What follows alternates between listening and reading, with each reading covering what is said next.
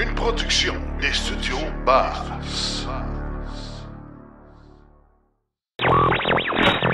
L'épisode de cette semaine est une présentation du garage Arleco. Arleco, servir au-delà de la réparation. Le premier Jeep 100% électrique arrive aux États-Unis. Les emplois liés à l'électrification des transports ont de grandes retombées locales. Un nouveau véhicule de masse serait lancé par Tesla en 2025. De belles améliorations pour la batterie du Solterra et 6 États américains imitent la Californie. À rouler vert, on parle des subventions américaines et leur impact. À Y a pas juste des voitures, on essaie le Taiga électrique, donc la motoneige. Et en grande entrevue, Fouad Barouni nous parle de Foresta. On a devant nous l'opportunité de mettre un prix devant associé en fait à la borne qu'on veut partager et l'électromobiliste il va contribuer en ayant accès à ces services-là en payant les frais qui sont associés à l'utilisation de sa borne.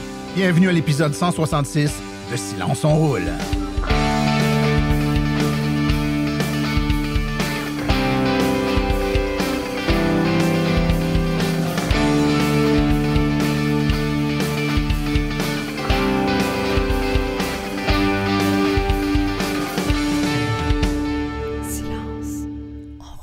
Bonjour tout le monde, mon nom est Martin Archambault et c'est avec passion et plaisir que j'anime Silence on roule, le balado dédié 100% au transport électrique. Silence on roule est également le fier partenaire de l'Association des véhicules électriques du Québec.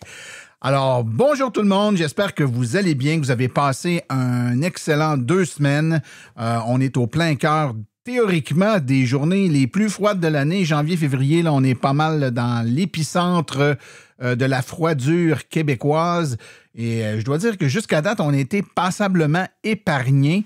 Je ne sais pas si c'est bon ou pas bon signe. Du point de vue du climat, je ne suis pas sûr que c'est bon signe. Du point de vue de l'agrément à sortir à l'extérieur, si on aime les sports d'hiver, c'est un peu dommage. Mais si on n'aime pas trop s'en mitoufler, évidemment, c'est un petit peu plus confortable. On peut sortir dehors avec un peu moins de pleurs sur le corps. Écoutez, on a un épisode vraiment très éclectique aujourd'hui. Plein de choses super intéressantes. Stéphane Levert, dans sa chronique, va nous parler là, des crédits de taxes américains puis l'impact là, des réglementations là-bas là, qui limitent passablement le nombre de véhicules qui sont éligibles à ces crédits de taxes-là d'impôts. On a également Philippe Corbeil qui va nous parler de tourisme en motoneige dans le Saguenay. Donc, il est possible là, d'aller faire des excursions là-bas et puis d'avoir accès là, à des motoneiges électriques, évidemment, au Saguenay. Donc, très intéressant. On va écouter ça un peu plus tard. Et en grande entrevue, on a Fouad Barouni qui va nous parler d'une application très intéressante qui s'appelle Foresta, qui sert là, à faire du prêt ou de la location, en tout cas, de sa propre borne de recharge personnelle à la maison. On sait que, on a souvent une borne à la maison et que si on travaille à l'extérieur, par exemple, pendant nos heures de travail, pendant 8 à 10 heures, le stationnement à la maison est libre, la borne est accessible et il y a peut-être des gens dans notre quartier qui, leur horaire de travail leur permettrait d'utiliser cette borne-là pendant notre absence, sans conséquence pour nous. Et évidemment, ça pourrait nous générer des petits revenus moyennant l'utilisation de cette plateforme-là. Donc, tous les détails vont être donnés dans cette grande entrevue. Je vous rappelle que vous pouvez en tout temps nous laisser des questions sur notre boîte vocale numérique qui est accessible sur notre site web, silenceonroule.com. Vous avez là, sur notre page web à droite, une petite bande là, verte qui dit nous laisser un message vocal en studio ou vous pouvez tout simplement taper le question.silenceonroule.com et de là, vous pouvez enregistrer votre message. Il y a comme une boîte vocale numérique avec le micro de votre ordinateur ou de votre téléphone. Vous nous laissez un message et on pourra y répondre dans un prochain épisode de Silence on roule. Donc, gênez-vous pas pour nous poser des questions. Silence on roule, c'est d'abord et avant tout là pour vous, pour être capable de vous donner de l'information. Donc, gênez-vous pas si vous avez des questions. Ça donne vraiment là, un beau cachet quand vous pouvez nous laisser vos petites questions comme ça. Je vous rappelle, ça fait longtemps que je ne l'ai pas dit, mais si vous êtes abonné, que ce soit par Spotify ou Apple Podcast, tout ça, n'hésitez pas à nous mettre un petit pouce en l'air ou 5 étoiles sur podcast là, quand vous nous mettez une petite cote puis vous nous laissez un petit commentaire. eh bien, ça aide là, à faire augmenter la cote de popularité du podcast et le rendre visible à un plus grand nombre de personnes qui, ne sachant pas que notre podcast existe, évidemment, ne peuvent pas l'écouter, mais quand le podcast se ramasse dans leur fil de suggestions de podcasts à écouter, et, bien évidemment, ça les amène là, à écouter Silence on roule et puis ça nous permet de démocratiser un peu mieux l'électromobilité. Le fait de mettre 5 étoiles, évidemment, ça augmente les chances que notre podcast soit vu par un plus grand nombre de personnes possible. Alors, sans plus tarder, allons tout de suite écouter les actualités dans le monde de l'électromobilité. Vous voulez des produits qui permettront d'augmenter la valeur de revente de votre véhicule? Chez Précision PPF Vitres teintées, nous sommes à votre service depuis 2015. Nos maîtres installateurs sont tous certifiés et ont plus de 17 ans d'expérience dans le domaine. Nous offrons un service de qualité inégalé quant à la protection par pierre, les soins nanocéramiques ainsi que les vitres teintées. Notre pellicule par pierre ultra résistante est invisible et conservera l'intégrité de votre véhicule tout en prévenant la rouille et en protégeant la peinture contre les débris de la route. Notre traitement nanocéramique possède un puissant effet hydrofuge et il préserve l'éclat et la brillance de votre peinture pour en faciliter l'entretien. Que ce soit pour votre voiture, votre résidence ou votre commerce, Précision PPF Vitres teintées est là pour vous offrir la multitude d'avantages qu'offre la teinte de vitre. Venez nous rencontrer au 1970 boulevard des Laurentides à Laval. Appelez-nous au 450-490-4488 ou encore venez visiter notre page Facebook Précision PPF Vitres teintées. Nous comblerons vos exigences tout en vous offrant la qualité que vous recherchez. Les actualités sont une présentation de Bourgeois Chevrolet, le spécialiste du véhicule électrique au Canada.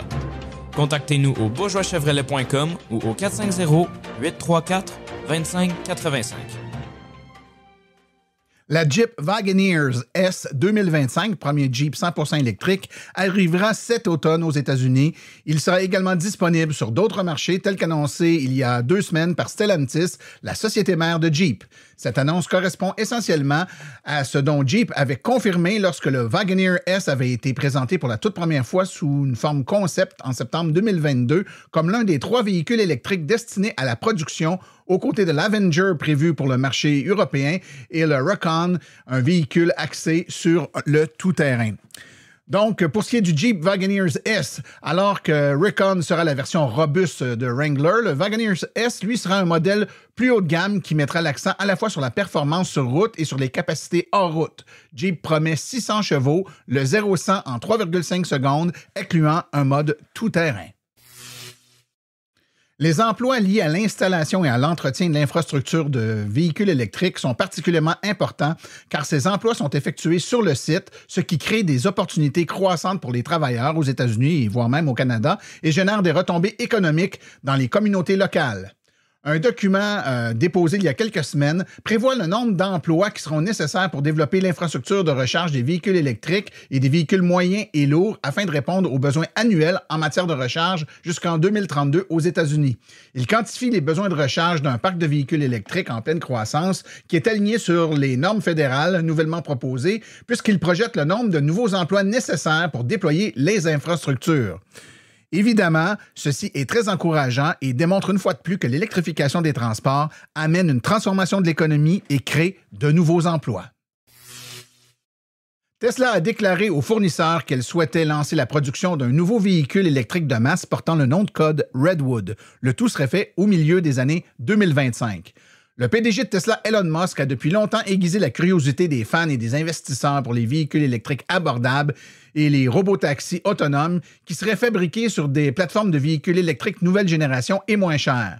Ce modèle, incluant une voiture d'entrée de gamme à environ 25 000 $ américains, lui permettrait de concurrencer les voitures à combustion et un nombre croissant de véhicules électriques bon marché tels que ceux fabriqués en Chine par BYD.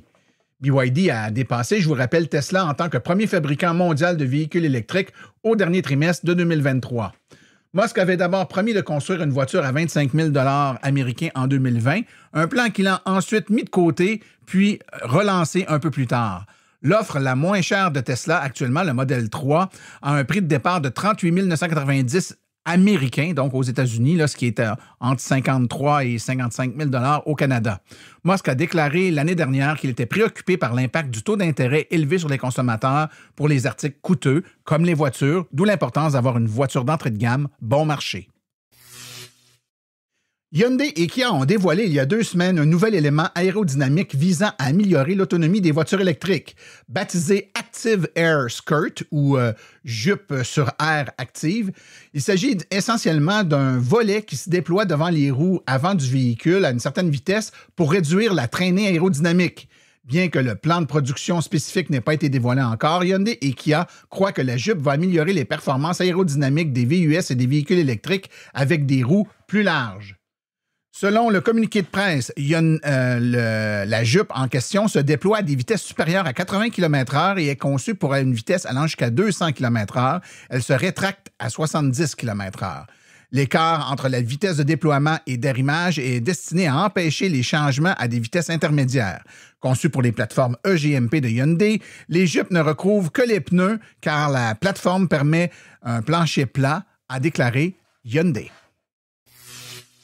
La Solterra 2024 de Subaru présente quelques changements pour son plus récent modèle, mais le point fort est certainement l'amélioration au niveau de la batterie. Selon Subaru, la Solterra peut maintenant se charger plus rapidement en courant continu, en 35 minutes comparativement à environ 1 heure auparavant, et le constructeur revendique également un système amélioré de conditionnement de la batterie qui permet une recharge beaucoup plus rapide à des températures inférieures au point de congélation, jusqu'à 80 minutes plus rapide dans certaines conditions.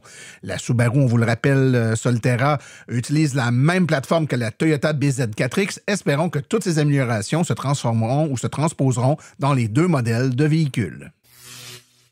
Les services postaux américains ont acheté 6 fourgonnettes électriques à la start-up Canoo qui seront livrées plus tard ce trimestre. Selon un communiqué de presse de la start-up, les véhicules seront les versions de conduite à droite de la fourgonnette Canoo LDV 190. Le site web de Canoo indique que le LDV 190 est équipé d'une batterie de 79 kWh, offrant une autonomie estimée à 320 km. Selon le site web, la fourgonnette a 200 chevaux, une capacité de charge utile de 1624 livres, soit 283 kg, et 172 pieds cubes d'espace de chargement en arrière de sa cloison et en arrière de sa configuration de base qui, elle, vient de série. De plus en plus d'États suivent l'exemple de la Californie, mettant fin à la vente de véhicules neufs à combustion interne. La Californie se prépare à interdire la vente de voitures neuves à combustion, une mesure approuvée par la California Air Resources Board en août 2022 et qui exige que toutes les voitures VUS et camionnettes neuves vendues dans l'État ne génèrent aucune émission de gaz d'ici 2035. La politique ne retirera pas tous les véhicules existants sur la route, mais les constructeurs automobiles et les concessionnaires automobiles seront limités à la vente de véhicules électriques et d'hybrides rechargeables. Le règlement du Advanced Clean Car 2 de l'État exige que la vente des véhicules zéro émission représente 35 % des voitures et des camions légers neufs d'ici 2026, puis 68 % d'ici 2030 avant d'atteindre 100 % en 2035. En ce qui concerne les émissions, la Californie est un baromètre. 9 États qui lient leurs normes à celles de la Californie ont déjà annoncé leur intention d'interdire ou de restreindre la vente de nouveaux véhicules à combustion interne après 2035 et d'autres pourraient suivre.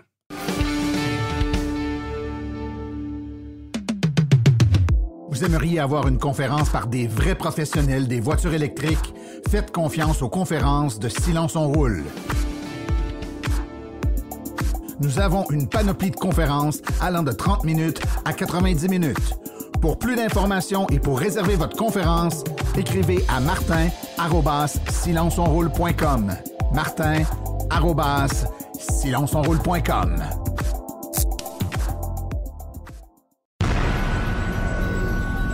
La chronique Rouler vert est une présentation de Bourgeois Chevrolet, là où le service à la clientèle et les voitures électriques sont prises au sérieux. bourgeoischevrolet.com ou le 450-834-2585.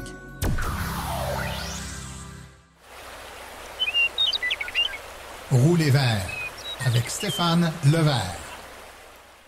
Bonjour chers auditeurs, j'espère que vous allez bien. Aujourd'hui, pour ma chronique, j'ai décidé de vous parler d'un sujet que je vous ai déjà parlé l'an dernier, au début de l'année, mais que j'ai décidé de reparler parce que il y a du nouveau un petit peu dans ce dossier-là avec la nouvelle année. Donc, j'ai cru pertinent de pouvoir refaire un petit tour d'horizon là, de qu'est-ce qui se passe dans ce dossier-là. Donc, l'an dernier, au début de l'année, je vous avais parlé du programme aux États-Unis de subvention qui avait nouvellement, donc l'an dernier, un programme fédéral qui avait été implanté. Donc, cette année, la différence, c'est qu'il y a des nouvelles règles qui se resserrent d'année en année. Donc, en 2024 maintenant, les nouvelles règles font en sorte qu'il y a de moins en moins de véhicules qui sont admissibles. Et tout de suite après, ce que je veux aborder avec vous, c'est l'effet que ça peut avoir sur des modèles qui pourraient ne pas être admissibles, donc qui pourraient être plus disponibles pour nous au Canada et plus spécifiquement au Québec. Donc, je suis tombé sur un article sur le site de cleantechnica.com qui résume assez bien c'est quoi actuellement les règles, c'est quoi l'évolution des règles et c'est quoi les modèles au final en 2024 qui sont ou seront admissibles lorsque les nouveaux modèles entreront en production et pourront être livrés aux clients. Donc, pour rappeler ceux qui n'auraient pas écouté ma chronique de l'an dernier ou qui s'en souviendraient pas, donc, les critères principaux, c'est que l'assemblage final de la voiture doit être aux États-Unis ou dans un pays qui a un accord de libre-échange avec les États-Unis. Donc, c'est très simple, c'est soit le Mexique ou le Canada. Le plafond maximal pour le prix du véhicule doit être au maximum de 55 000 US pour les voitures et de 80 000 US pour les VUS ou les camionnettes. Donc, ces règles de base-là ne changent pas. Ce qui change en 2024 et pour les années futures, c'est le pourcentage minimum des composantes de batterie et des matériaux critiques qui composent le véhicule qui doit de plus en plus augmenter au fil des années. Donc, pour les composantes de la batterie spécifiquement, en 2024 et 2025, le plafond passe de 50 à 60 % et va augmenter de 10 % à chaque année jusqu'en 2029. Au niveau des composantes critiques, de 2023 à 2024, on passe de 40 à 50 % et encore là, on augmente de 10 % jusqu'à 80 % en 2027. Donc, quand on parle de matériaux critiques, c'est assez simple à comprendre. Donc, on parle vraiment de tout ce qui est matériaux de base, que ce soit le fer, le lithium, le cobalt, le nickel. Donc, tous les matériaux qui doivent être extraits, on doit pouvoir savoir de quelle région du monde le matériel doit provenir et le manufacturier doit prouver que les matériaux proviennent des États-Unis ou encore là d'un pays avec qui a un accord de libre-échange, comme j'ai dit plus tôt, le Canada ou le Mexique. Au niveau des composantes de batterie, on peut penser rapidement aux cellules de batterie, mais ça englobe vraiment tout ce qui est dans le pack de batterie. Donc, toutes les composantes, les BMS, les composantes comme ça doivent être assemblées aux États-Unis et non seulement importer des composantes de l'extérieur des États-Unis et faire l'assemblage. Donc, il faut vraiment que les composantes en soi aient été fabriquées aux États-Unis pour rentrer dans le pourcentage que je vous ai mentionné plus tôt. Donc maintenant, si on arrive vraiment à la liste des véhicules admissibles à la pleine subvention, parce que les deux critères que je vous ai mentionnés, c'est chacun la moitié de la subvention totale de 7 500, mais il y a des véhicules qui pourront à ce moment-là, soit un ou l'autre des deux critères, avoir partiellement accès à la subvention. Donc ceux, premièrement, qui ont accès à la pleine subvention, on parle de Chevrolet Bolt EV et EV, évidemment, Ford F-150 Lightning, Tesla Model 3, mais la version performance seulement, les Tesla Model Y, Chrysler Pacifica hybride branchable et la Tesla Model X. Et c'est tout. C'est les seuls véhicules qui ont accès actuellement, qui sont disponibles à la pleine subvention fédérale aux États-Unis. Ensuite de ça, une liste de véhicules qui ont accès partiel seulement à la subvention américaine. Donc, on a quelques véhicules PHEV, dont les Jeep Wrangler et Grand Cherokee PHEV, le Ford E-Transit, le Ford Mustang Mach-E, Nissan Leaf et les deux véhicules Rivian IRS et IRD qui sont pas encore accessibles pour nous au Québec. Donc, comme vous pouvez le constater, ça ne fait pas beaucoup de véhicules qui sont pleinement accessibles. Au niveau de GM, donc la Bolt, on le sait, dans les prochains mois, la production va s'arrêter. C'est un modèle qui sera plus offert malheureusement pendant au moins quelques années. On en a parlé précédemment au podcast. Vous aurez noté, par exemple, que j'ai pas spécifié le Blazer EV et Cadillac Lyriq. C'est temporaire. Donc, GM a refait un peu ses devoirs, refait les calculs pour essayer de ramener les ratios pour être admissibles. Donc, présentement, ils ne sont pas admissibles. Ils sont en train de travailler à ce que retravailler au niveau des composantes pour que les ratios soient respectés. Mais pour le moment, GM, pour le début 2024 à tout le moins, ont offert à leurs clients qui veulent acheter des Blazer EV et Cadillac Lyriq des rabais pour compenser le manque de subventions d'ici à ce qu'ils soient de nouveau admissibles à ces subventions. Chez Ford maintenant, par rapport à nous, donc le F-150 Lightning, actuellement au Québec, il y a plusieurs concessionnaires qui ont de l'inventaire disponible, donc je ne vois pas en quoi ça pourrait affecter la disponibilité chez nous. Même chose au niveau de la Mach-E, je ne pense pas que ça soit actuellement difficile d'obtenir une Mustang Mach-E si vous êtes intéressé à ce modèle-là. Le seul que je peux voir, c'est le Ford E-Transit, qui là, à ce moment-là, ça c'est un véhicule qui est actuellement plus difficile à obtenir. Pour Tesla, maintenant, je ne prévois pas d'effet particulier pour nous au Québec parce que de toute façon, depuis l'an dernier, Tesla importe beaucoup de véhicules produits à son usine de Shanghai en Chine, ici, au Canada et au Québec.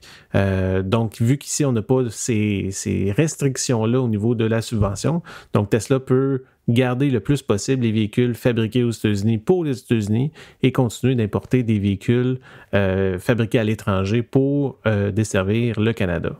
Un mot maintenant pour ceux que je n'ai pas listés dans aucune de mes deux listes, que soit totalement ou partiellement accessibles. Toutes les voitures Hyundai et Kia, donc on peut penser Hyundai Kona, Ioniq 5, Ioniq 6, au niveau de Kia EV6 et potentiellement le Kia EV9 qui s'en vient bientôt. Donc ça peut être intéressant de entrevoir que des nouveaux modèles faits par ces manufacturiers-là on pourrait en bénéficier par l'absence de subventions fédérale américaine. D'ici à ce que, éventuellement, ces manufacturiers-là construisent et commencent à opérer leurs usines aux États-Unis, on pourrait avoir 2, peut-être 3 ans de meilleure disponibilité ici, vu que leurs véhicules ne sont pas admissibles à des subventions au niveau fédéral aux États-Unis. On peut penser aussi à, par exemple, Nissan Ariya, Toyota BZ4X et Subaru Solterra, entre autres, là, que je n'ai pas nommé, qui pourraient avoir un effet au niveau de la disponibilité ici, donc en plus grand nombre encore que ce qu'on peut bénéficier actuellement.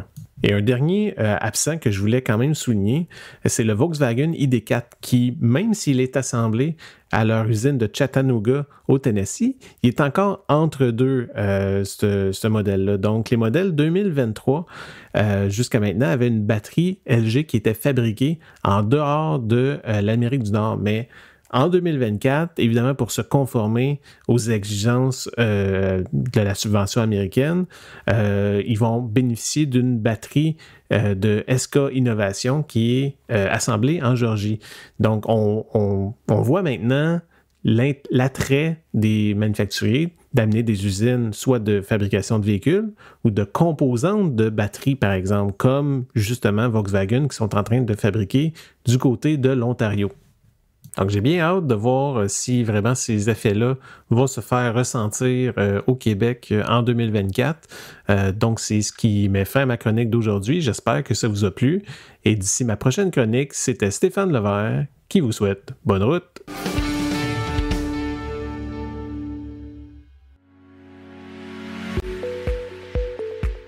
Vous venez de faire le saut vers l'électrique et devez réfléchir à vos recharges. Vous voulez une borne au chalet?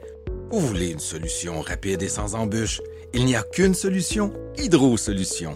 Depuis plus de 60 ans, Hydro Solutions est une entreprise québécoise de confiance.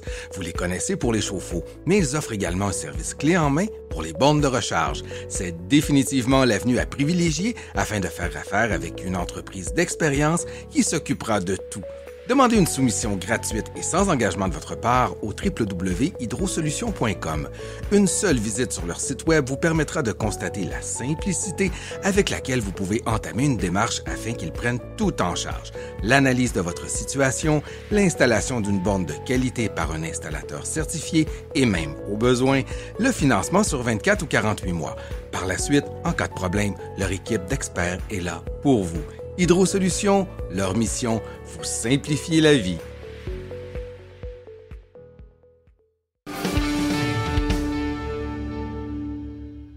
Alors, je suis en présence de Fouad Barouni, qui est cofondateur de Foresta. Monsieur Barouni, bienvenue à Silence on roule. Bonjour Martin. Écoute, ça fait longtemps qu'on veut se parler et enfin, on réussit à le faire. Le timing est bon, les astres s'alignent. D'entrée de jeu, je pense que je ne peux pas faire autrement que de te poser la question la plus fondamentale à cette étape-ci. Mais qu'est-ce que Foresta? Alors, Foresta est une idée qui a vu le jour il y a à peu près 1 an. Puis l'idée est partie en fait d'une idée de pouvoir maximiser l'utilisation de l'infrastructure de recharge. C'est un peu ce qu'on veut faire chez Foresta. Et la première chose qu'on essaie d'offrir maintenant sur le marché pour la communauté de recharge ou d'électromobilistes, c'est une plateforme de réservation et de partage de bornes de recharge résidentielles. D'accord. Les plus anciens d'entre nous, ou en tout cas les gens qui roulent l'électrique depuis un bout de temps, auront le réflexe rapide de dire « mais ça existe déjà, il y a des plug share existent, ChargeHub existe, où on peut voir les bornes, même les bornes résidentielles, donc je peux me rendre à une borne résidentielle. » Qu'est-ce que Foresta fait de différent de ces applications qu'on connaît déjà qui recensent là, les bornes résidentielles? Alors, Foresta va organiser cette relation justement entre le propriétaire de la borne de recharge et l'électromobiliste. C'est-à-dire, puis la meilleure façon, en fait, si je me permets, d'organiser cette relation, c'est à travers la réservation, c'est à travers une interface qui va permettre à l'électromobiliste de faire une demande de réservation d'une borne de recharge qui est listée sur la plateforme et le propriétaire de la borne de recharge va être capable de faire une revue, donc puis analyser la demande de réservation et puis de l'accepter. Avec ça aussi, il y a le concept de disponibilité. Quand on veut aider la communauté de la recharge et puis des électromobilistes, on ne veut pas que ça soit au détriment de notre propre intérêt, c'est-à-dire l'utilisation de notre propre borne. Donc, il y a le concept de disponibilité de la borne avec des disponibilités qui peuvent, mettons, pour quelqu'un qui va aller, par exemple, travailler de 8 heures jusqu'à 5 heures de l'après-midi, ben, il va être capable de lister que sa borne est disponible seulement pendant ces heures-là. Et donc, ça va mieux organiser la relation entre le propriétaire de la borne et l'électromobiliste.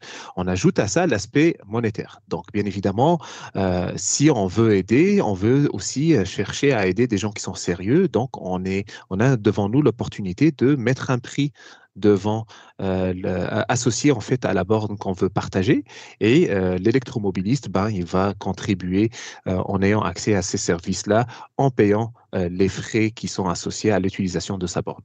Excellent. Et les frais associés sont à la discrétion du propriétaire de la borne ou vous imposez une structure tarifaire déjà établie? Alors, on permet au propriétaire de la borne de spécifier le prix qu'il veut mettre sur sa borne et on offre un certain niveau de flexibilité. On sait que généralement, le transfert d'énergie, ça se passe dans les 2-3 premières heures d'une connexion à une borne de recharge et donc on est un peu, surtout on fait attention à tous les projets ou les situations plutôt que le propriétaire du véhicule électrique aimerait laisser son véhicule pendant toute la nuit dans un stationnement. Donc, on ne va pas commencer à charger des prix qui sont très élevés. On permet aux propriétaires de la borne de dire, par exemple, une session, c'est à peu près $2 de l'heure pour les 3 premières heures. Puis par la suite, je peux charger un petit 50 sous ou $1 juste pour les frais de stationnement du véhicule. Donc, c'est très flexible. Et puis, ce qui est intéressant dans la plateforme, c'est le concept de réservation récurrente. Pourquoi on fait de la réservation récurrente? Parce que la première cible, en fait, de l'application, c'est les gens qui habitent, par exemple, dans un condo et puis qui n'ont pas accès à une borne de recharge chez eux. Et vous êtes dans un quartier, vous commencez à connaître vos voisins qui ont une borne de recharge. Ce qu'on peut faire, c'est on peut leur dire, écoutez, moi, ça m'intéresse de venir parquer 2 fois par semaine chez vous, chaque lundi soir et puis chaque vendredi soir, laisser mon véhicule là-bas pour qu'il se charge à 100% le lendemain. Et donc, au lieu de faire à chaque jour ou à chaque lundi et vendredi une demande de réservation, on peut sécuriser une réservation récurrente. Le transfert et le paiement se fait d'une façon sécurisée, automatique, et on peut spécifier une date de début de ce contrat de location et une date de fin. Et donc, ça organise encore mieux la relation entre l'électromobiliste qui n'a pas accès à une borne de recharge résidentielle et le propriétaire de la borne. Dis-moi, Fouad, est-ce que si, par exemple, je mets ma borne de recharge en disponibilité toutes les journées de 8 h le matin à 17 h, donc moi, je ne suis pas là le jour, si quelqu'un veut venir se charger le jour, c'est disponible. Quelqu'un la réserve tous les lundis, par exemple, dans la plage de disponibilité que j'ai donnée. Si une troisième personne, elle, est aussi intéressée, est-ce qu'elle va voir que ma borne est disponible, mais plus le lundi, puisqu'elle a été réservée, donc elle va voir des disponibilités restantes, donc du mardi au vendredi, si j'avais donné une disponibilité du lundi au vendredi? C'est ça? Absolument. C'est ça, c'est bien ça. Excellent. Donc, on peut très bien imaginer un cas de figure, quelqu'un qui est à Montréal, par exemple, mais qui travaille, qui a un bureau auquel il doit aller une fois par semaine à Gatineau, par exemple. Puis de l'autre côté de la rue du bureau, il y a une borne de recharge résidentielle. On peut réserver la borne, si on va à ce bureau-là, par exemple, tous les jeudis, on réserve tous les jeudis, puis on est capable à ce moment-là de se charger. Et est-ce que, j'imagine que si, par exemple, on a une tarification à 2 $ de l'heure, est-ce que le propriétaire de la borne reçoit 2 $ de l'heure? J'imagine que vous avez une rétribution. Vos services ne sont pas gratuits. Vous devez prendre une cote entre les deux. Comment ça fonctionne, le modèle d'affaires? Alors, tout à fait. Alors, comme toutes les plateformes de facilitation, on essaye bien évidemment de maintenir la plateforme, puis offrir un certain niveau de qualité de service aussi à travers la plateforme. Et donc, on prend 10% de chaque transaction qui est établie entre le propriétaire de la borne et l'électromobiliste et on la charge au propriétaire de la borne. OK. Donc, c'est-à-dire que c'est retranché des revenus. Par exemple, si le propriétaire de la borne a fait pour 10 $, il y a une recharge, un client est venu se charger pour 10 $, le propriétaire de la borne va recevoir 10 $ moins 10 %, c'est ça? Tout à fait. Donc, le propriétaire de la borne, en gros, il va recevoir 9 $ et Foresta va prendre 1 $. Excellent. Bon, c'est très, très clair. Est-ce que vous donnez la possibilité, autant pour la personne qui loue son espace de recharge que la personne qui accède à cette borne de recharge-là, une possibilité un peu comme on voit dans les Airbnb ou des trucs comme ça, d'auto-évaluer le locataire ou donc, est-ce que c'est quelqu'un qui est respectueux, il stationne son auto correctement ou il stationne tout croche puis il n'est pas respectueux de ma borne de recharge? Et à l'inverse, est-ce que l'endroit où je vais me charger, c'est bien dégagé, la personne peut rendre sa borne disponible, mais on arrive là puis le stationnement n'est pas accessible. Donc, est-ce qu'il y a moyen de mettre une petite cote de part et d'autre? On espère bientôt offrir ce genre de fonctionnalité. Entre-temps, on compte sur la collaboration de tous les membres de Foresta, que ce soit au niveau propriétaire ou bien électromobiliste, pour avoir bien évidemment une meilleure relation entre les deux parties. Je vous dirais que bien évidemment, il y a les photos qu'on demande aux propriétaires de bornes qui vont décrire le mieux leur stationnement, qui sont disponibles dans la plateforme. Bien évidemment, le système de réservation aide aussi au niveau de la ponctualité. On a un système de notification qui permet de dire à l'électromobiliste, bon, il vous reste seulement 30 minutes pour dégager le stationnement puis laisser la place au propriétaire. Donc, on essaie de faire de notre mieux pour organiser la relation, mais c'est quelque chose que certainement on va pouvoir ajouter pour la suite. Et dans la même veine de questions, puis là, tu sais, je pose des questions de débutants, mais je pense que les auditeurs peuvent se poser la même question. Est-ce qu'il y a moyen également de communiquer avec le propriétaire de la borne, donc comme un chat ou quelque chose qui nous permettrait de poser une question ou, par exemple, je ne sais pas, j'ai oublié quelque chose sur ma voiture puis je veux communiquer avec le propriétaire de la borne pour lui dire si tu arrives avant moi, j'ai oublié un sac. Ou est-ce qu'il y a moyen d'échanger entre le propriétaire de la borne et celui qui loue la borne? Tout à fait. En fait, c'est quelque chose qu'on va planifier dans une prochaine version dans laquelle on va avoir une sorte de système de messagerie qui va permettre d'envoyer des messages entre le propriétaire et l'électromobiliste. Entre-temps, bien évidemment, n'hésitez pas à nous écrire et puis on va être capable de faire le lien entre les deux parties. Excellent. L'autre question qui me vient en tête, et puis, écoute, évidemment, on regarde ce projet et on dit, mon Dieu, c'est à la fois tellement simple, mais tellement efficace comme façon de faire. Pourquoi n'y avons-nous pas pensé? Personne n'y a pensé plus tôt. Et je comprends, Fouad, que c'était, au moment où on se parle, c'est basé sur la bonne foi. C'est-à-dire que si je sais que la borne est disponible, je pourrais décider, par exemple, de ne pas m'abonner ou de ne pas payer, puis d'aller quand même dans le stationnement du monsieur, puis de me brancher. Donc, actuellement, il n'y a pas d'authentification ou que ce soit en OCPP ou peu importe, d'une communication pour autoriser la recharge. C'est basé 100% sur la bonne foi, c'est ça? Tout à fait, c'est le même principe de ce qu'on voit sur les autres plateformes comme PlugShare ou bien dans ChargeHub. Donc, bien évidemment, on peut avoir accès à des bornes et puis on peut aller se charger. On compte beaucoup sur la bonne foi de la communauté. C'est pour ça qu'on introduit le concept de communauté de recharge. C'est de la recharge collaborative. Puis, on fait quand même confiance à nos électromobilistes et aux propriétaires. Bien sûr, dans le concept ou dans la technologie de Foresta, nous avons la capacité de communiquer avec des bornes, avec le protocole OCPP. Donc, s'il y a des propriétaires en fait, de bornes de recharge qui ont une borne qui est connectée, il nous fera un grand plaisir de communiquer avec eux pour pouvoir offrir un niveau d'authentification. Et ça, bien évidemment, ça ouvre la porte à d'autres applications qui utilisent le concept de réservation en soi et où la communication avec la borne devient un cas très, très intéressant. Tout à fait.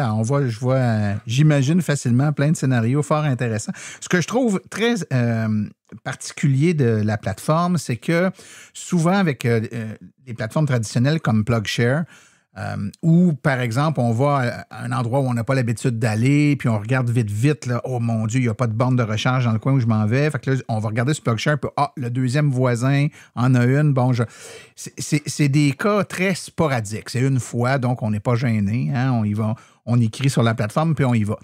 Mais il y a beaucoup de cas de figure et j'ai d'ailleurs eu à l'émission il y a quelques années quelqu'un qui m'expliquait que lui, pour son travail, il avait une voiture qui n'a pas beaucoup d'autonomie, puis il a changé de travail. Son travail était à la limite de l'autonomie de son véhicule, donc il dépend absolument d'une pleine charge pour revenir. Là. Donc, c'est même pas une option. Et il s'était trouvé quelqu'un à quelque chose comme 500 mètres de son travail qui avait une borne personnel, mais qui était libre le jour parce que la personne, elle, va travailler le jour, donc n'est pas là. Donc, les deux ayant un besoin de recharge complémentaire, ben, ils ont dû s'arranger à l'amiable parce que là, c'est du récurrent. Puis lui, au début, il allait avec PlugShare, mais il était comme un peu gêné à tous les jours de lui demander. Toi, je trouve que vous venez enlever cette barrière-là où ça force une espèce de dialogue bon, c'est quoi le plan? Moi, mon plan, c'est j'aimerais ça réserver vos bornes tous les lundis, tous les mercredis, entre telle heure et telle heure. Et là, on s'entend sur le moment, la fréquence et le montant aussi. La personne n'a pas à se sentir mal. Elle paie pour le service, donc même si elle l'utilise souvent, elle paye pour le service, donc il n'y a aucun problème. Est-ce que le paiement se fait de façon à l'utilisation ou si on convient, par exemple, d'une cédule lundi, mercredi, telle heure à telle heure, qu'on aille ou qu'on n'aille pas, ça va être facturé ou il y a quelque chose qui authentifie le fait qu'on est vraiment allé et la facturation va se faire uniquement si on a bel et bien utilisé le service? Alors, c'est vraiment à la réservation. Donc, si on a réservé cette place-là, il va falloir certainement honorer cet engagement et on va devoir payer. Le paiement se fait par carte de crédit. Ça aussi, une chose que j'aimerais ajouter par rapport à ça. Mais bien évidemment, si on s'est engagé, c'est comme si on a loué un appartement. Bien évidemment, si je suis allé à l'appartement juste 25 jours et il reste 5 jours que je n'étais pas là, je vais payer quand même la location d'un appartement. Tout à fait. Le temps passe vite, mais je veux quand même avoir le temps de traiter toutes les questions qui peuvent nous venir en tête. Mais vous, de votre côté, quels sont les plans de développement futur? Donc, quelles sont les fonctionnalités ou les trucs vers lesquels vous voulez aller avec cette plateforme-là dans les prochains mois, prochaines années? Alors, nous, on voit beaucoup de potentiel avec le concept de réservation. Puis, on comprend que quand quelqu'un garantit qu'il peut avoir accès à une borne de recharge, c'est quelque chose qui est très important. Puis, tu as parlé tout à l'heure de l'exemple du professionnel qui aimerait avoir accès à une borne de recharge, mais moi, je peux te parler des situations où j'aimerais, par exemple, louer un chalet à Baie-Saint-Paul, par exemple. Et puis, la dernière chose à laquelle je dois penser, c'est dimanche matin, je dois aller, par exemple, me charger dans une recharge rapide. J'aimerais avoir la paix d'esprit, puis être sûr que mon véhicule se charge pendant que moi, je profite de ma fin de semaine. Donc, il y a pas mal de use cases comme ça, ou cas d'utilisation qu'on voit, notamment avec les hôtels, notamment avec les systèmes de réservation de chalets. Donc, on cherche à faire plus d'intégration dans ce sens-là. Donc, ça, c'est un axe sur lequel on veut travailler. Après, quand on parle de réservation et de partage, je pense que c'est une des applications qu'on regarde beaucoup, c'est tout ce qui est condo locatif. Vous savez, dans les condos locatifs, on ne peut pas garantir que quelqu'un va rester dans un appartement avec un bail 3-4 ans. Donc, il y a un peu de réticence par rapport à l'installation et l'investissement dans les infrastructures de recharge. Par contre, si avec un système de réservation, on peut avoir 3 ou 2 bornes de recharge et ça va nous permettre de servir, par exemple, une dizaine ou une vingtaine de locataires qui vont faire une réservation au préalable, puis qu'on va faire une sorte de correspondance entre leur contrat de location de cette borne-là avec leur bail de location. Ce sont des aspects qu'on aimerait attaquer. Puis justement, tout à l'heure, donc j'ai parlé de notre technologie de communication avec les bornes.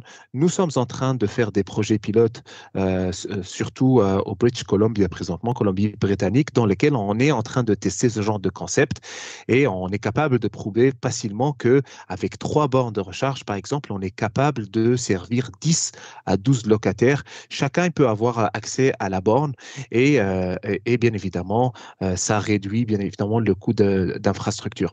Le dernier aspect que j'aimerais mentionner, c'est le concept de la recharge hybride.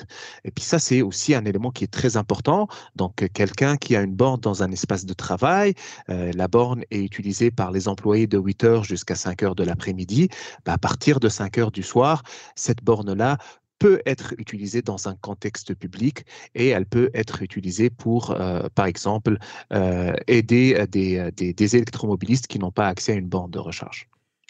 Excellent. Écoute, quelques petites questions en terminant.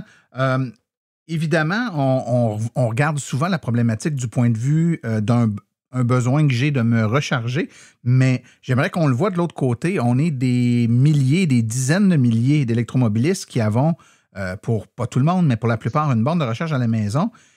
Et c'est une pièce d'équipement qu'on installe et qu'on utilise, somme toute, sur une semaine, très peu en termes d'heures. Donc, je trouve que c'est intéressant de rentabiliser, d'être capable de rentabiliser notre borne. Donc, pourquoi pas l'ouvrir et la rendre disponible à des moments qui nous conviennent, c'est-à-dire des moments où on sait qu'on ne l'utilisera pas. Et plutôt que de ne pas faire de l'argent, de ramener un petit profit tout en rendant service, je trouve que le concept est intéressant. Est-ce que vous êtes capable d'aider quelqu'un qui dirait, moi, je serais intéressé à offrir le service, mais là, à un moment donné, il faut mettre une tarification, puis là, ça coûte de l'électricité, tout ça. Moi, au final, il ne faut pas que je perde de l'argent. Il faut que je fasse plus à louer ma borne que l'électricité que ça va me coûter. Est-ce que vous avez des modèles financiers ou quelque chose pour aider la personne qui serait tentée de participer, de rendre sa borne disponible, mais qui veut s'assurer qu'elle va le faire dans un modèle qui lui permettra de faire un peu de profit? Tout à fait. Et puis, c'est là où je pense que la connectivité à la borne est un élément qui est très important parce qu'en allant ramasser les données de télémétrie, on va être capable de savoir combien, quel est le juste prix en fait qu'on va devoir proposer aux locataires de la borne. Et c'est un élément qui va aider à mieux décider le niveau de tarification. On peut avoir aussi de la tarification flexible par la suite, bien évidemment. On charge un certain montant pendant le transfert d'énergie, puis on charge un montant qui est différent à la fin du transfert juste pour des frais de stationnement.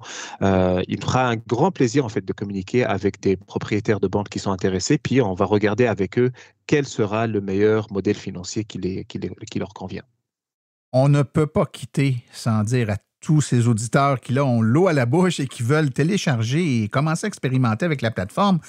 C'est disponible maintenant, donc on peut le faire. Où peut-on trouver cette application?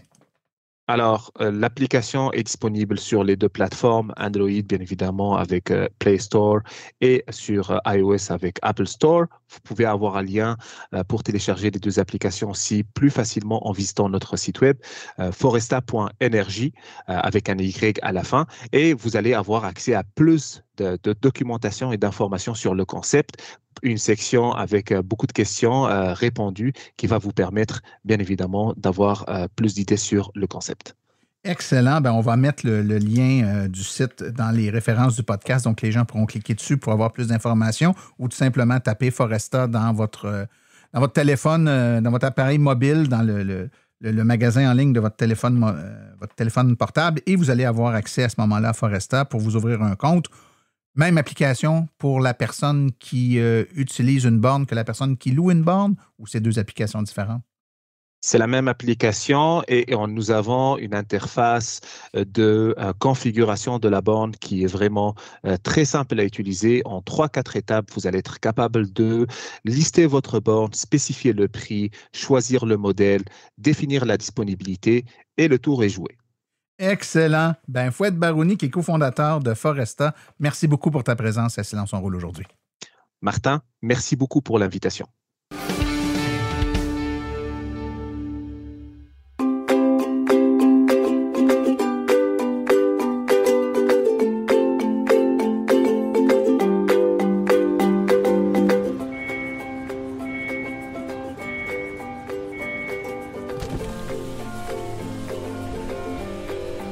C'est vrai que ça brise moins, mais il y a quand même un minimum d'entretien à faire sur nos voitures électriques.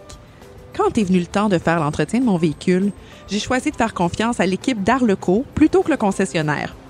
Ça fait maintenant 3 générations que cette entreprise familiale chouchoute nos voitures et ils ont été parmi les premiers à s'engager activement dans l'électrification des transports tout en adoptant des procédures et des produits sains pour l'environnement. Avec ses techniciens spécialement formés à l'entretien et réparation des voitures hybrides et électriques, Arleco nous offre aujourd'hui la même qualité de service sur nos VE qu'elle a toujours livré depuis bientôt 40 ans. De plus, chez Arleco, j'obtiens 10 % de rabais sur la main-d'œuvre et les traitements anti-rouille avec ma carte membre hors de l'AVEC. Arleco Génération 3, 8470 Boulevard Parkway à Anjou, 514-352-1446 ou arleco.ca. Arleco, servir au-delà de la réparation.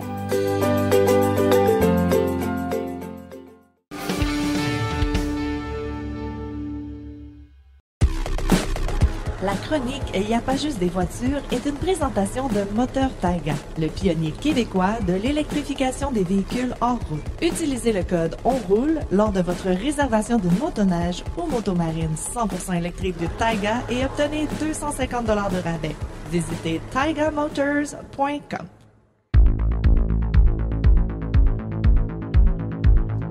Il n'y a pas juste des voitures avec Philippe Corbeil.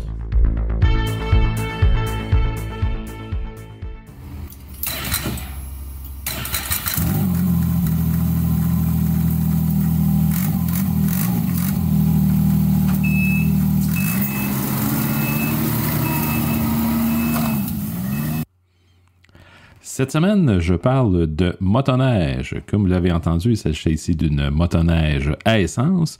Voici plutôt le son d'une motoneige électrique.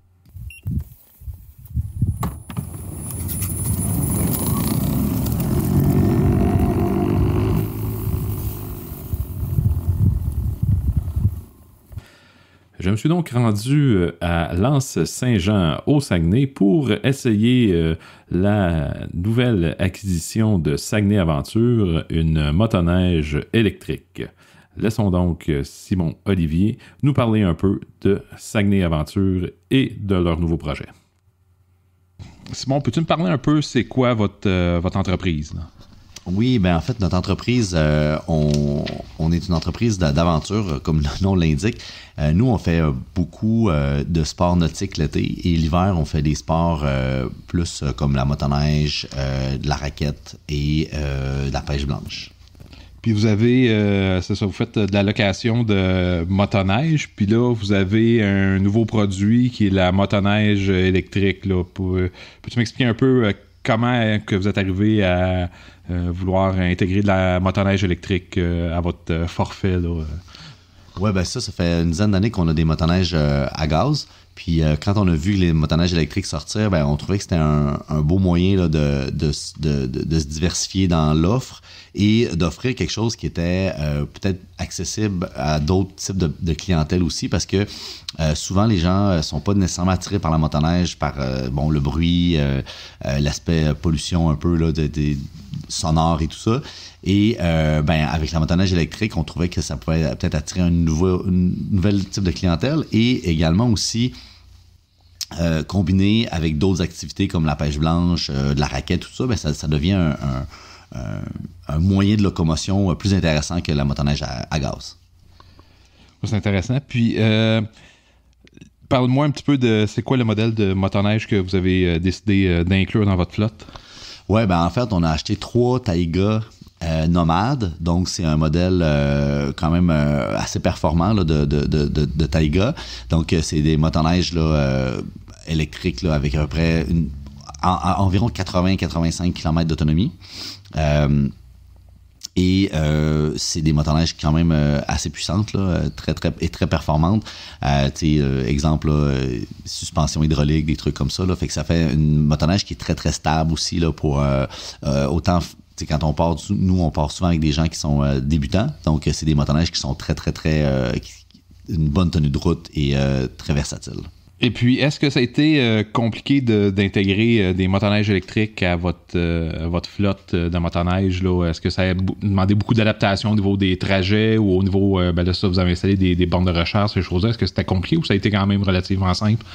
Ben, en fait, on est encore un peu dans le recherche et développement en ce moment, cette année. C'est la première année là, qu'on offre ce service-là. Et donc, on fait beaucoup de tests par rapport justement aux distances, aux nouveaux itinéraires qu'on peut faire, parce qu'on peut pas aller n'importe où avec 80 km d'autonomie.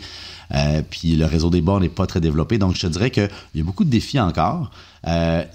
L'intégration ici à notre flotte, à nous, ça a été quand même bien. On a un garage qui a de l'espace, on a les bornes qu'on a installées, donc ça, c'est correct. Mais je te dirais que pour l'aspect opérationnel, il y a encore beaucoup à développer puis à voir. Est-ce qu'on est capable d'avoir, par exemple, des bornes à un endroit où est-ce qu'on peut aller dîner pour faire des journées complètes? Il n'y en a pas pour l'instant. Fait que là, on est en train de regarder justement à avoir des nouveaux itinéraires là, pour ça. Là, ouais. C'est bon. Puis, jusqu'à maintenant, est-ce que vous avez des clients qui vous ont spécifiquement demandé des motoneiges électriques ou c'est encore un peu méconnu là, que les motoneiges électriques, ça existe au niveau de la clientèle? En fait, c'est très méconnu.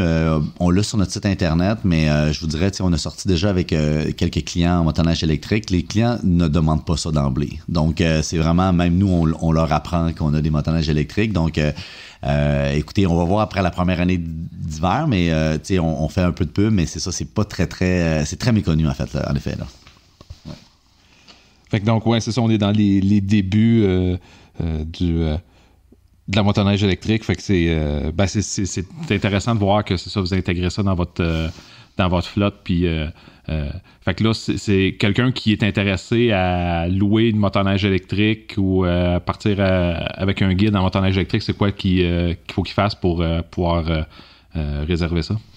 Ben, en fait, on a notre site Internet qui donne toutes les informations là, sur les tarifs puis tout ça, les modèles de motoneige qu'on a. Fait que, tu sais, sur saguenayaventure.com, possibilité de voir ou de nous appeler directement, là, puis on va monter le forfait sur mesure de ce que la personne a envie de faire. Bien, merci Simon. On voit qu'il est désormais possible de faire de la location de motoneige électrique. Comme Simon-Olivier nous expliquait, on est encore au début de la motoneige électrique, donc le réseau de recharge n'est pas encore développé, mais on peut s'attendre à ce que les choses avancent de ce côté. Moi, j'ai bien aimé mon essai de la motoneige Taiga Nomad, qui est très facile à conduire et qui est aussi très performante. C'est tout pour moi et on se reparle prochainement, car il n'y a pas juste des voitures.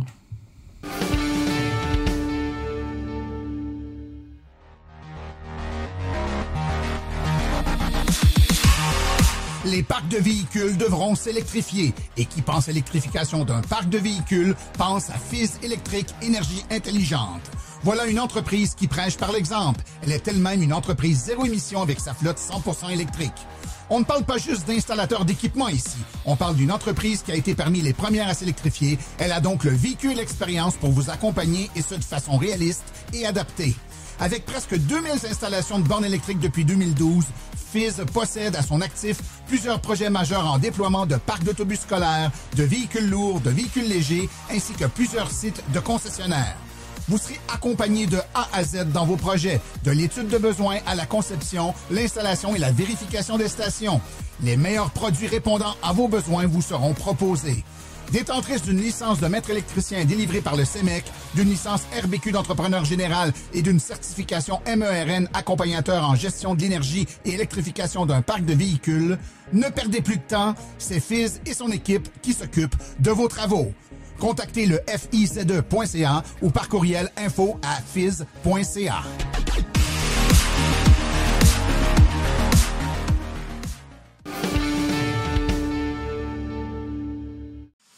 Voici les quelques activités à venir dans les prochaines semaines dans le monde de l'électromobilité. Le relais électrique débarque au Salon du véhicule et loisirs électriques de l'Outaouais. C'est du 5 au 7 avril au complexe Branchot-Brière. C'est sur le boulevard Labrosse à Gatineau. Ensuite, le relais électrique débarque au Salon du véhicule électrique et hybride rechargeable de Montréal. C'est du 19 au 21 avril au Stade olympique, au 4545 rue Pierre de Coubertin. Et bien entendu, Silence on roule sera présent pour des conférences et des enregistrements live devant public lors de cet événement. Finalement, l'AVEC se recharge à l'école Henri Bourassa et Soleil de l'Aube. C'est le 9 mai de 16h à 19h. C'est sur le boulevard Iberville à Repentigny. Ceci conclut l'épisode d'aujourd'hui. Remerciements sincères à nos invités et collaborateurs, c'est-à-dire aujourd'hui Fouette Barouni, Stéphane Levert et Philippe Corbeil. À la recherche, Martin Archambault et Stéphane Levert. Merci à tous nos chroniqueurs, Stéphane Levert, Claude Gauthier, Laurent Gigon, Philippe Corbeil, Sébastien Côté, Cédric Ingrand et Daniel Rochefort. Aux communications, Marie-Hélène Hamelin, thème musical François Villot, Luc Poirier et Marie-France Falardeau. Réalisation et production, les studios Basses. Un merci spécial à Arleco, notre commanditaire principal, ainsi qu'aux autres annonceurs qui rendent l'émission possible, soit Hydro Solutions, Précision PPF Vitre teintée, Fizz Électrique, Bourgeois Chevrolet, Création L'Escarmot, UAP Napa, Taiga Motors et le groupe Énergie Canada, Équiterre, ainsi que l'Association des voitures électriques du Québec. La reproduction est permise, mais nous apprécierions en être avisés. Pour les questions sur le balado, vous pouvez écrire à martin@silenceonroule.com et pour l'information générale sur les voitures électriques, visitez le www.aveq.ca. Vous avez également accès aux archives de tous nos épisodes ainsi qu'à notre boîte vocale directement sur notre site web au silenceonroule.com. Mon nom est Martin Archambault et d'ici le prochain balado, j'espère que vous attraperez la piqûre et direz vous aussi, silence, on roule.